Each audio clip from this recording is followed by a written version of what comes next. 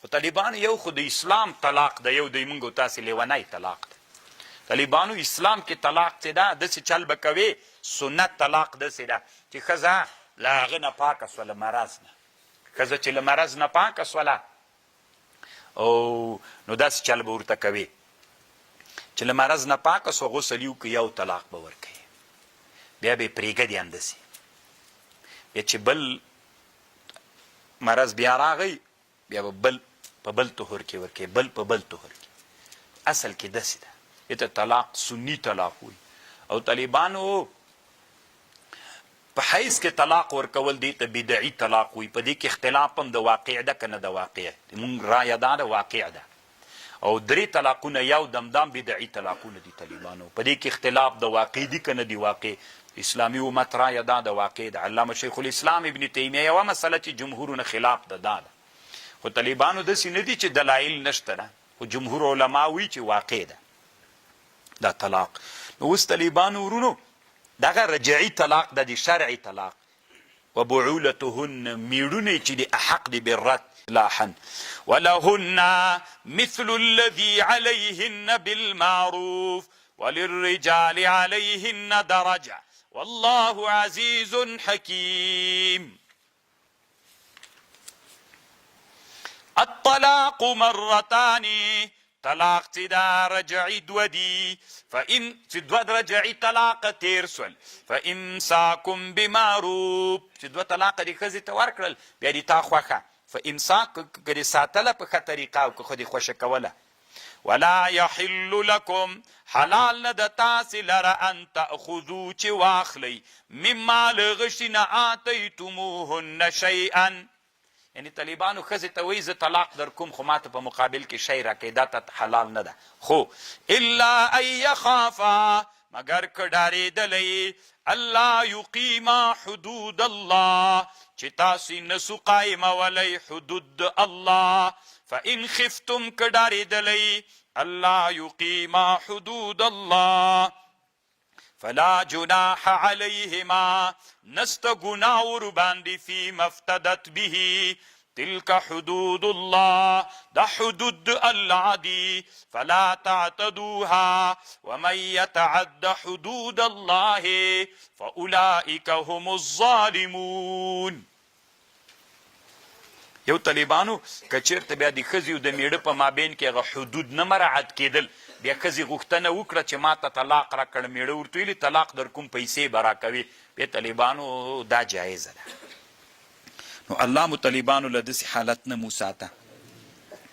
د فتح چې اول راغله یو کال به وتلی، بیا طالبانو ورونو هغه وخت کې زه په شورا کې وم، بیا یوه ښځه راغلله او یو سړی ورسره و د غزني ولایت، نو پښې د اردو کې هغه سوی و پښې دواړه پرېولي.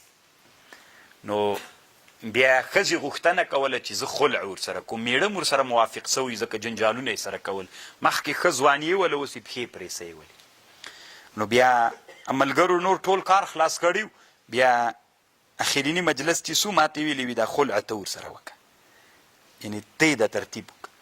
ما ورته ویلي خو تاسې علما، خو خیر زه ورغلم. نو دې کوټې ته چې زه ورغلم ورننوتلمه، انجینر مولانا ته خو ویې که نه هغه ورځ باندې، نو چې ورننوتلو طالبانو ورونو دا کوم سړی زه پوه نه وم، خو یو سړی ده چې زه یې ولیدلم، نو ماته ویلي وي ما دې تا ډېر بیانونه اورېدلي دي او محبت ته سره لرم. نو خلع مو چې وکړه په زړه باندې سو طالبانو، یعنې اوس هم کله کله چې خلع را په یاد سي ماته هغه درد را په یاد سي. نو چې خلع مو ورته کوله طالبانو هغه سړی په زړه سو. میل الله پاکه مسلمان داسې حالت سره که نه هلته د پردی بچی د څو پیسو په خاطر باندې جنګ ته ورمخته که پښې دې پرې پرې کړي. اوس د ښځې م زتې برخه یو بچی م ورسره و، فکر کوم که نه لور و ورسره که زوی ورسره و. الله طالبانو داسې یو حالت سره مسلمانان، دا د دې وجې نه چې اسلامي امت کاپیران 20,000 کیلومتره دلته افغانستان ته راغلل او دلته په خپل منځ کې ځان ته ملګري پیدا کړل. مسلمانان غلي ناست دي، داسې نه وي چې موږ هم په امریکا کې ځان ته مسلمانان پیدا کړو، فکري خلک پیدا کړو. مسلمانان نه د خپل کلي خلک اړوي ښکار پکې کوي. د ده په کلي کې کوپری نړۍ راځي د په کلي کې ښکار تیر نه نیسي. مولي صاحب محترم وی دا دی ما څه کار ده؟ چا کار ده دی چې تا کار نه ده چې تا په کلي کې د کوپر ملګري پیدا کیږي، د کوپر د سپ ملګري پیدا کیږي. الله عز وجل دې موږ راویښ کړي.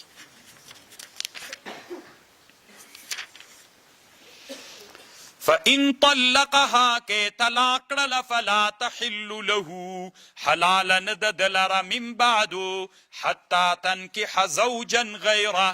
فَإِن طَلَّقَهَا که طلاق کړله فَلَا جُنَاحَ عَلَيْهِمَا أَن يَتَرَاجَعَا چې یو بل ته سره رجوع کي ان ظنا، یعنی که یو ورې ښځه طلاق کړله که نه، مثلا رجعي طلاق باندې بیرته میړه و ښځې غوښتل چې موږ بیرته سره تجدید د نکاح کو، کولی سي ان ظنا یقیما حدود الله وتلک حدود الله یبینها لقوم یعلمون. خو طالبان یوه خبر ده که کله په قطعي طلاق باندې ښځه طلاقه کړله اولیني میړه ته بیرته جایز ده؟ نه، تر څو پورې چې بل میړه وکړي او هغه جماع ورسره وکړي او هغه دا عدت هم تیر سي، هغه عدت هم تیر سي، بیرته یې چاته ورکړي؟ اول میړه ته. خو طالبانو ورونو تاسې د دې ته فکر وي، دلته دوه خبرې دي. یوه ښځه د طلاق یې کړله میړه، بل سړي وکړله، هغه سره ډېر وخت تیر کړ، هغه بیرته طلاق کړه ده. دویم د ده دپاره نه ده طلاق، د اول دپاره نه ده کړې، دا خو مشکل نه لري.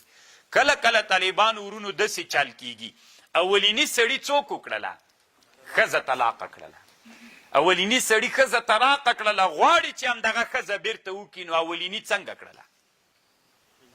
حیله ورته جوړه کړه، بل ته یې تا ته به زه په نکاح درکمه. دې ماته دا طالبانو روح المالي دلته بحث کړی ده، دا اسلام کې مکروه ناروا ده. صحیح ده، حل په دې طریقه راځي، دا یوه حیله ده چې هغه ته یې په نکاح کې جمعه ورسره وکړي، بیرته طلاق کې عدت تیر سي، بیرته دی وکړي، دا حیله باندې حلالېږي. خو دا حیله طالبانو حرامه ده. څو وجوهات د حرمت سته پکې طالبانو روح المانی دلته ذکر کړي. ابن الحمام، حتی ابن الحمام یوه خبر دام کړې ده، ګوره تاسې دې فکري دغه ښځه څوک په نکاح کوي؟ ولي څوک ده؟ اوس یې ولي څوک ده چې طلاقه سوله په 3 طلاقونو؟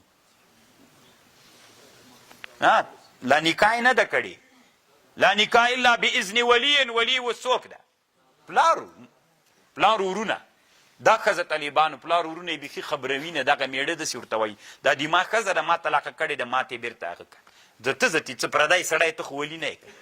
الله دې موږ په حال باندې رحم وکړي. طالبانو په دې مسئله کې ډېر علما راګیر دي. ما ته چې هر څوک دا فیصله راوړي ما ته وایي چې دا مرزه چلباز مولا نه یم. طالبانو زه منم چې حیله اسلام کې سته ده، خو زه چلباز و حیلهګر نه یم. خو خپلو شاګردانو ته هم د دې وصیت کومه چې طالبانو ورونو دین کې چلونه مه جوړوئ. حیله څه معنا؟ چل ده. صحیح ده، یو داسې وي چې حرام و نزان پې باندې ساتي، بیله مسله ده. الله دې موږ په حال باندې رحم